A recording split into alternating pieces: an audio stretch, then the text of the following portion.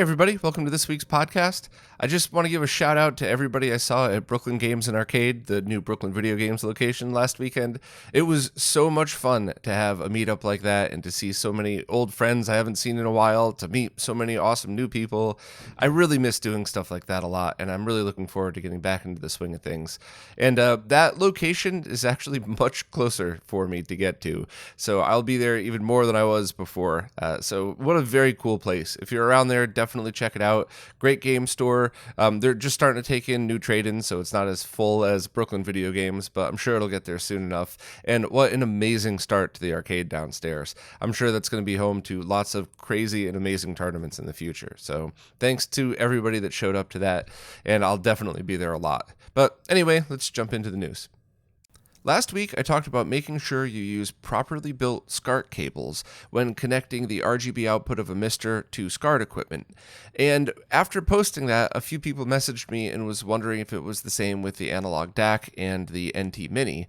And I had completely forgotten to test it. And it turns out, yes, it's the same exact warning. Now, always, I want to make sure that I say people should use properly built SCART cables. Anytime you buy some $2 solution, almost guaranteed it's going to be garbage. Regardless of what somebody says in the YouTube comments, do not do that.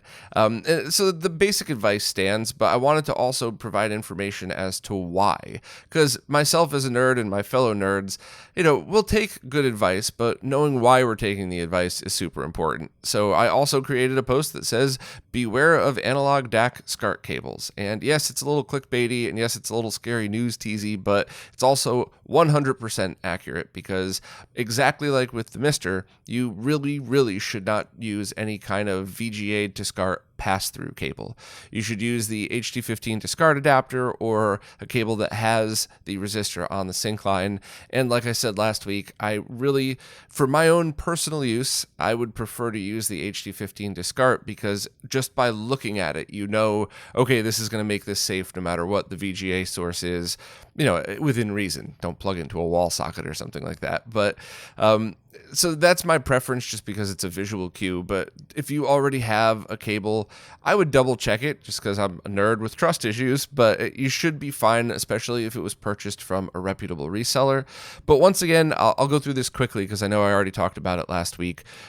If you plug this directly into SCART equipment under a 75 ohm load, you're going to get 2 volts, which is too high for SCART equipment. You might be safe, but I mean, with all of the expensive and high quality equipment we use, I don't like mites. So by simply using one of the aforementioned devices, it drops it down to about 420 millivolts. If you have a scope at home and you want to test this stuff, anything between about 250 to 950 millivolts. I said volts last week. I was having an off week last week. Between millivolts, 250 and 950 should be completely safe. We try to aim for the middle of that. So that's overall just a very easy thing to worry about. Also, I was curious, just for the heck of it, what would happen if I connected the Analogue DAC through a 32X, outputting through a properly built Genesis 2 cable, and it was the same exact voltage, which makes sense because it uses the same resistor that we chose for the HT15 to SCART. So now there's a million reasons why Kevtris would have designed the Analogue DAC this way, but number one, there's no discussion had to do it this way because if you want the 32X to work, you have to give it the same signal that the Genesis was outputting. So not only that, but it allows for a whole bunch of other output options, just like the Mister. So once again, like the Mister, there is no problem with the Analogue DAC. It is built totally fine. There's no issue with it. It's just simply about making sure you use it properly. So as I said last week, everything is the way it is for a reason. If you're going directly from the DAC to an RGB monitor, double check your specs and service manuals, but using a cheap and basic VGA to BNC pass-through cable should be perfect. Same thing with going into an Extron Crosspoint BNC switch, or maybe even a VGA switch that accepts RGBS. All of those are completely good uses that you don't need to worry. It's only if you're going directly from the DAC or the NT Mini to SCART equipment. Also, just an interesting aside, since I was testing this anyway, it looks like the 32X in use with the DAC and the Mega SG works with the RetroRGB. I happened to have it here to do some testing, and I thought it was pretty neat.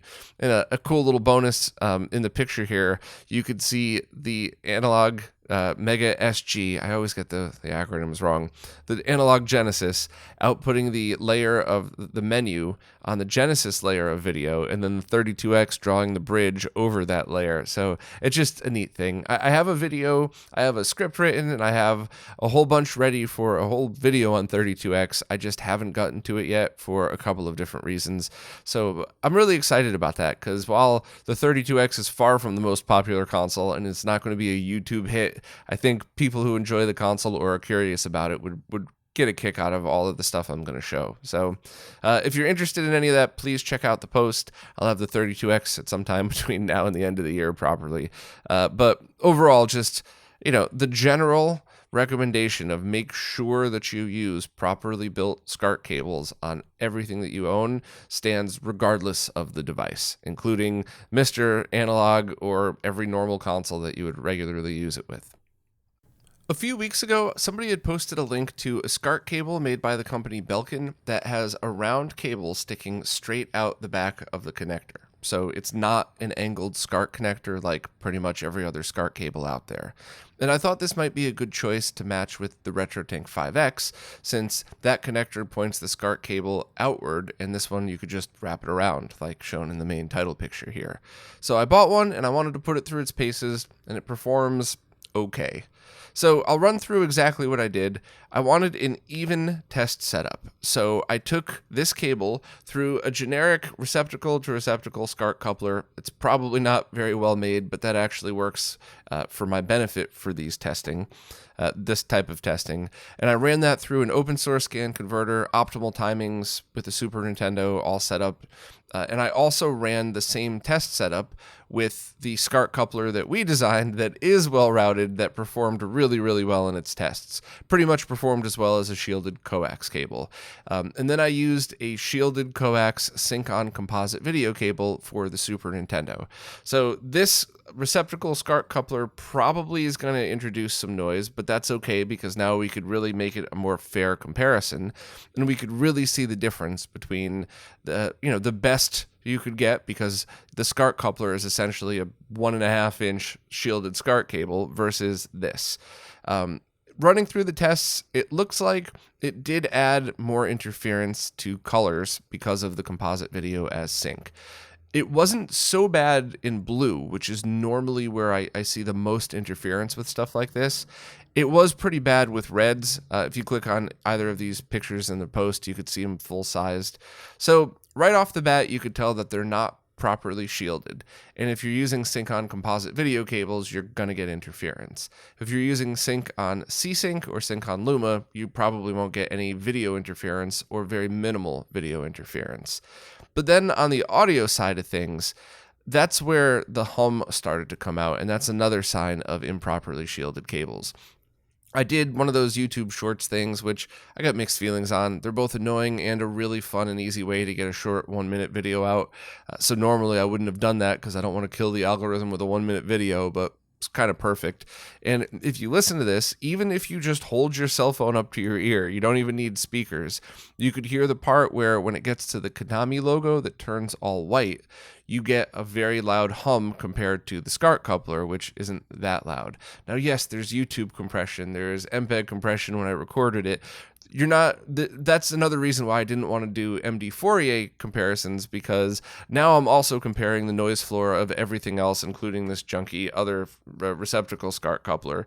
So I think the real world test would probably be a better one for this scenario, because you don't need headphones. Just, okay, listen to the first one with the SCART coupler, you hear a buzz, and then you hear a louder buzz with the Belkin cable. So basically that means that it's not well shielded. However, it doesn't mean that you shouldn't buy it. If all of your cables are sync on C-Sync properly built and sync on Luma, you won't notice the video. And if you're the type of person that just games with the audio speakers built into your flat panel, you might not even notice the buzz at all. However, if you play with headphones or if you play with a good stereo, then you would notice this. So it's not a complete bust. It's not something I would say is dangerous and stay away from. But if you're an audiophile, don't use it. And if you have sync on composite video cables, don't use it. But if you don't care too much about audio and all of your other SCART cables or just C-Sync, pick this one up. It's not too expensive. And it might just be something that you buy and use as a spare SCART cable as well. I have a few like that aren't bad. They're probably a little bit better than this, but they're not fully shielded. And sometimes it just really comes in handy to have another one laying around. Same way it comes in handy to have a junky SCART receptacle coupler that I normally would never use, but works perfect in these tests. So overall, probably don't recommend it, but it's not completely useless. Mike Chi just posted a new firmware update for the RetroRGB that adds a new mode designed to be used with Extrems' Game Boy interface software.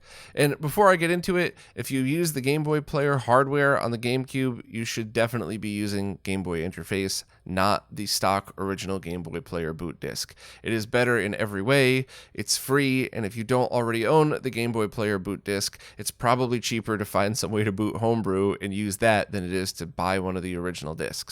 But anyway, it adds a way to, if you launch the Game Boy interface software in a certain mode, you get a more pixel perfect look out of it, and it zooms it in even farther, which is awesome because now you could reduce the black borders around the screen since you're using a smaller Game Boy resolution game on a flat panel TV. And I'll kind of go over what you need, and I'm going to have to skip around for a bit because it does get a little bit confusing, and I might even have to cut this video into parts, which I don't normally do. But basically, you need the right type of output solution, which I'll get back to that last. And then you need to make sure that the RetroRGB is on the latest firmware and use a new-ish version of Swiss and Game Boy interface. And Swiss, I have the same opinion about that. If you're using a GameCube, you should be using Swiss as well in 99.9% of cases, because you could even use it to boot original discs and manipulate the output the way that you want for some very cool options. Both of these things deserve their own very long in-depth videos, so I have to skip over it for now and say use both of these software, launch Swiss, and then launch the Game Boy Interface HF, so GBI-HF.DAL, and just set two parameters, video format to HD60 and video mode to 240p 60. And what that does is it launches the Game Boy interface software in a 360p mode, and as soon as the RetroTink detects that, it completely automatically changes into Game Boy interface mode with no interaction from you as well. No interaction from you needed. And what that ends up doing is 1080p fill mode is now a 6x integer scale. 1080p over is 6.75 integer, which fills the height of a Game Boy Advance game top to bottom. And up until now, the methods to do that really weren't that great. There were some modes inside the Game Boy interface software that looked cool, but pretty much up until that and this, a lot of the methods I'd seen to stretch it didn't really work that well, especially some of the old school methods like the innovation adapter, which looked pretty terrible overall. So it's something that I probably wouldn't recommend all the time, but give it a try. Then, of course, there's 1200p and 1440p modes, which are a 7x and an 8x scale. And all of them except the over mode have optimal timings and auto phase set. So that's really a huge bonus for this. And when you end up using it, click on these pictures for full size if you'd like. You could absolutely notice a difference between the previous firmware and the newer firmware. It really does dial in a great look for Game Boy, Game Boy Color, and Game Boy Advance games. And it both allow for smooth scrolling. Anybody who's followed RetroRGB for a while has probably seen the Metroid Fusion scroll left at the title example that I use every time I talk about Game Boy Advance, because it's the easiest way to see. If you look at the checkerboard pattern for the fence that you're running behind or whatever it is in that image, if you get screen tearing and judder, then it's not really the best way to play it. But in both of the modes, 1080p fill or 1080p over, so 6x or 6.75x, it's a smooth scroll. So overall, I think it's an awesome way to use it. The only confusing part is how to get it into the RetroTink 2X. So the easiest part, if you have a GC Video 3.0 solution like the Prism, use a basic digital to analog converter like the ones I always link in the Amazon store that converts HDMI to component video with zero lag. You plug it directly into the RetroTink 5X and you're done. That's it. Nothing to worry about. If you have the original component video cables, the official ones, go right into the RetroTink 5X. You're good.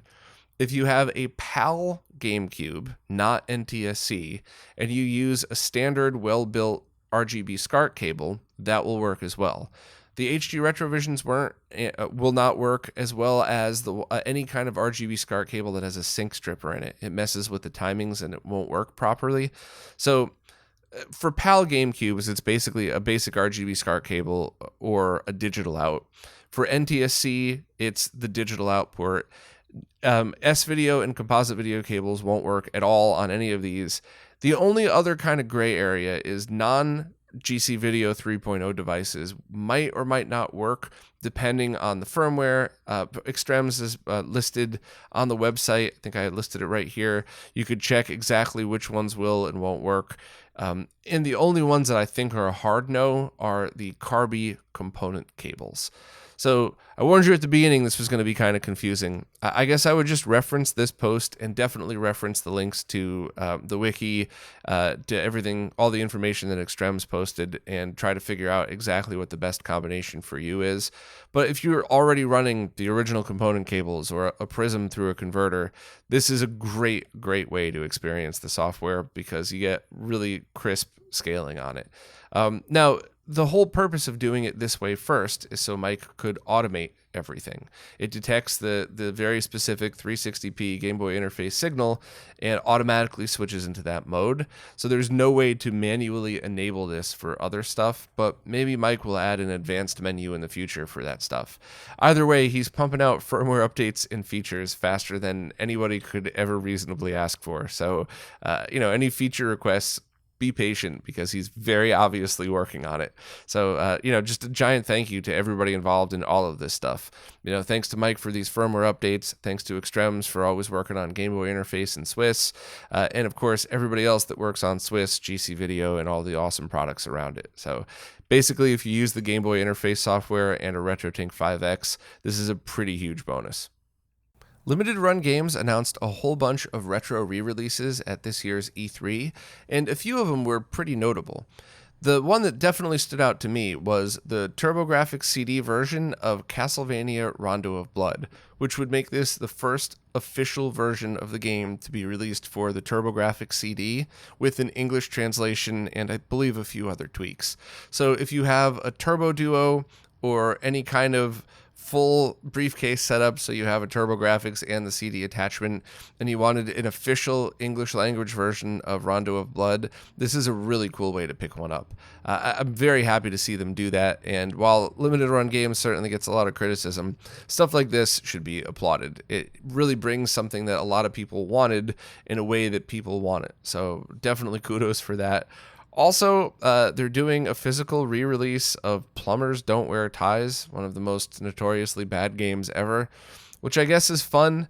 I will not be picking that one up, but I guess if you like weird releases of old games like that, that one's fun too. But overall, check out Chris's post and check out the video if you'd like all the information on what they're releasing.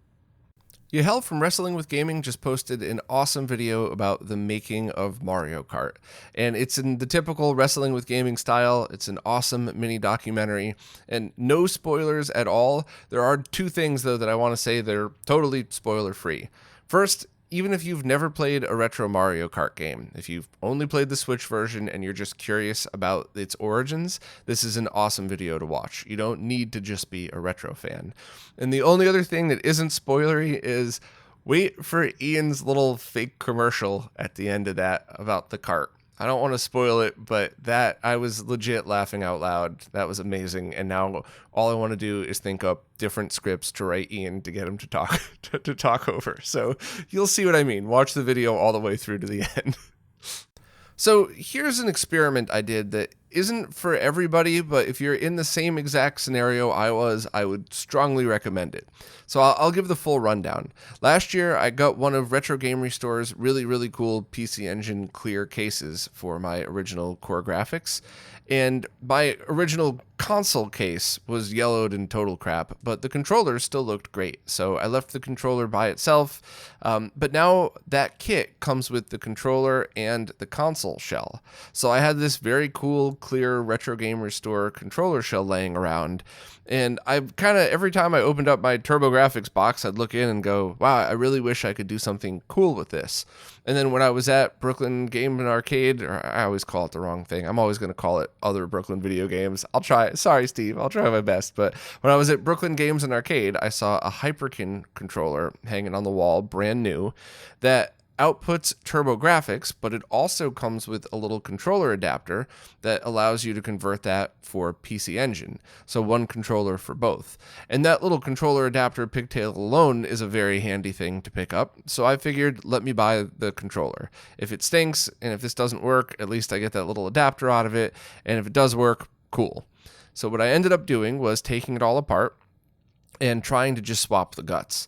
In the inside, the shaft that the button drops into was just the wrong size for the Hyperkin buttons. And I think it's because there was a little lip on the inside of the Retro Game Restore controller shell, which, by the way, it fit the original controller perfectly. So the Hyperkin buttons must be tapered or something like that. But all I had to do was just scrape off the middle.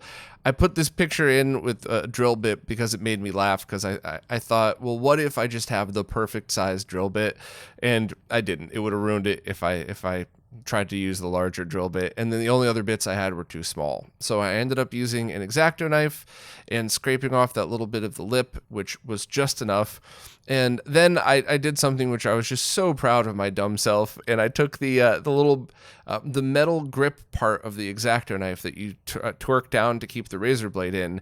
I spun that around on the inside to get rid of any burring, which I was so proud. Look at me being resourceful. And it smoothed out the tiny little bit that was left, so you didn't even realize anything was cut. It looked exactly like it did before. And then the buttons dropped in perfect. So basically like 2 minutes worth of work, and I was able to swap everything over. The only thing, I wanted to complete the mod, if you will, so I put the sticker over it. No disrespect whatsoever to Retro Game Restore. Big fan of everything they're doing, but I think I kind of liked the controller better completely clear, so you could just see all the guts inside rather than the sticker. So I might try to very carefully take that off and clean it up, but I have the picture there.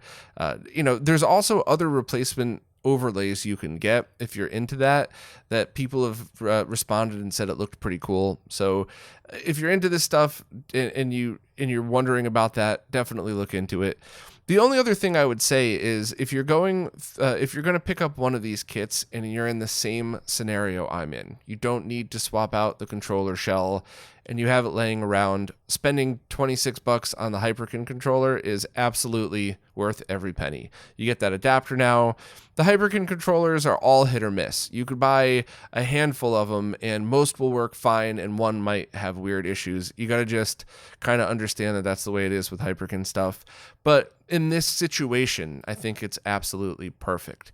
But when you're in the situation of, do I buy a clear controller shell just to get the Hyperkin controller into it? I don't think so. Also, I don't believe Retro Game Restore or Game Tech, who also sells the shell kits, I don't think either of them sell it separately. So maybe there is a need for that. Maybe that's something I could talk to Jason about or something, and have pre-built kits for this gone out with different sticker overlays. I don't know, but generally speaking, I would not say upgrade your console and your controller just to do this.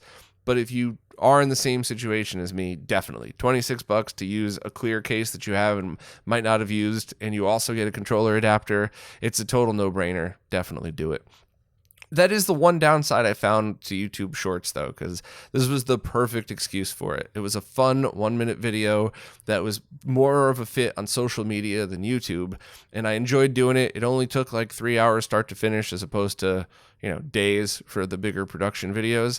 But a lot of people, even though I said, check the link for more info, no one clicks links anymore. I know that. It's sad, but it is what it is. So a lot of people misunderstood the whole, I would only use this if you already bought the kit anyway. I wouldn't spend $120 for a console kit just to get the controller shell. So I'll try to figure out a better way to do it. I don't know if I just need to put all bold letters over the middle of the video, like more info in post, not in the description, in the post on the website. Do you remember what websites are? Those things we used to use before social media. So I don't know. I'm trying my best. I really am. And I do enjoy doing these fun little videos. It's way more lighthearted than some of the high pressure stuff I got to do. So, complain all you want. I'm not going to stop doing the YouTube Shorts as long as I'm still having fun doing them. And this is the perfect example of all of that. So please read the post if you'd like more info, and watch the video if you just want to be entertained with a quick, time-lapse, high-speed example of what I did. Retro Labs has just started selling their remote control overlay for the RetroTink5X. The price came to about $11 after shipping to New York City. Remember that their prices are listed in Canadian dollars, so there is a price difference there. And overall, it looks like something that might be helpful for some people. And I mean this respectfully, but if you're just using the basic functions of the remote, the arrow in the back and the power, you don't need this at all. It totally just works fine. You don't need to memorize anything. Just if you know that right arrow means right and left arrow means left, you're good to go. But if you do want a quick access without having to reference anything, this overlay is pretty cool, because then you could just look at it and go, oh yeah, that's what that button does. So, something to consider if you have a RetroTink5X and you want to use instant access to some of those features rather than go through the menu. I do also want to defend Mike's choice to use a generic remote control, not because he's my friend, but because I genuinely think it was the right move. I think to spend money on a custom remote or a custom overlay and add all of that extra cost, because all the cost of all of these things adds up big time. Because don't forget, you have to print it, have it manufactured, have it shipped, have the overlay added in manufacturing, or have the custom remote made. It's way more than you would think to add something like this, and it's not something people need. So I think Mike absolutely made the right call of buying a cheap generic remote control that you could order more of if you really needed to.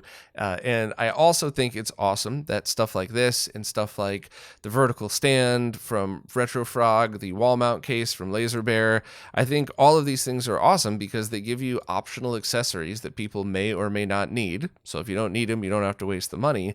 But everybody kind of wins. More creators in the retro gaming world get to sell their products. It's nothing but praise for Mike's products, and he doesn't have to worry about all this extra stuff.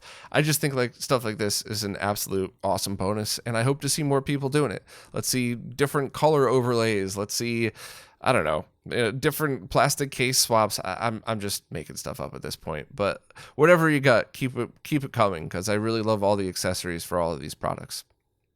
Displaced Gamers just posted another really awesome technical video that describes essentially why do some TVs require a scaler with a frame buffer and others just work with things like the open source scan converter.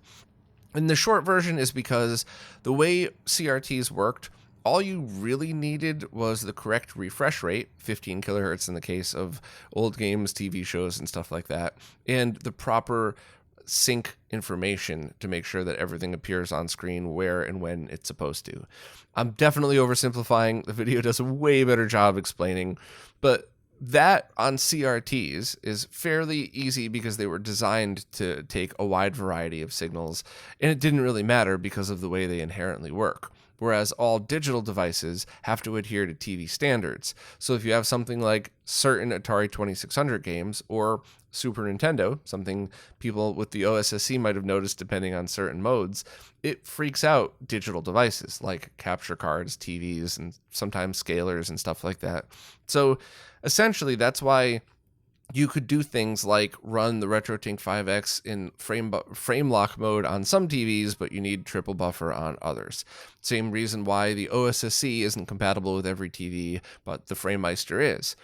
And I once again, I'm just skipping over it because I want people to know what they're getting into, but it's an awesome video, and Displaced Gamers does a way better job explaining it than I did. So please check that out. It's a little bit more on the technical side, but it's one of these videos where if you ever questioned why any of this stuff, watch it, and then even if you don't get it, come back in a couple months and watch it again after you learn more info, because it's not a beginner video, but the root of the info in it really pertains to all of the scaling stuff that we talk about. So excellent video. I'm so glad we still have access to this stuff, because my videos don't ever get this technical, and I'm not nearly as good with the graphics and stuff. So I'm really glad to see other videos I could point people to for this information. Definitely check this one out. I wanted to remind everybody that pre-orders are still open for the clear, transparent Super Famicom replacement shells, and they need to get to about 500 pre-orders in order to make the batch.